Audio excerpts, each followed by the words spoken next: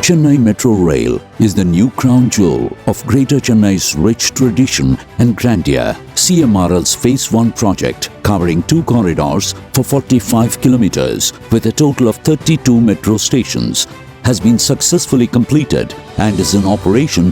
Considering the demand for fast, safe, efficient and sustainable public transport system, CMRL's Phase 2 project is being planned for 118.9 kilometers at one stretch, a first of its kind in metro rail projects in India at an estimated cost of Rs 61,843 crores, supported by Government of India, Government of Tamil Nadu, JICA, ADB, AIIB and NDB.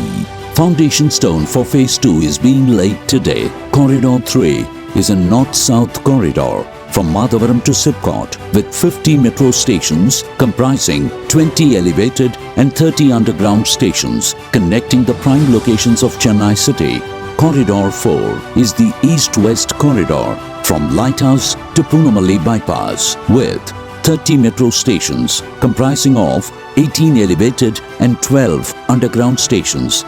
Corridor 5 with 42 elevated and 6 underground stations orbitally integrates the other corridors of Chennai Metro from Madhavaram to Solinganallur to provide seamless connectivity. With the completion of these 3 corridors by 2026, Chennai will have 173 kilometers of metro stretch carrying 25 lakh passengers per day, accounting for 25% of public transport trips, to transform into a world-class destination for investments and economic activities. As part of multimodal integration, the proposed Phase 2 network is to be integrated with other public transport modes, suburban rail, MRTS, city bus service, etc. at 21 different locations to ensure hassle-free and seamless connectivity.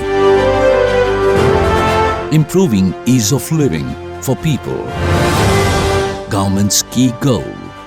Be ready for an eco-enchanting, tranquil travel. Chennai Metro, Ungal Metro.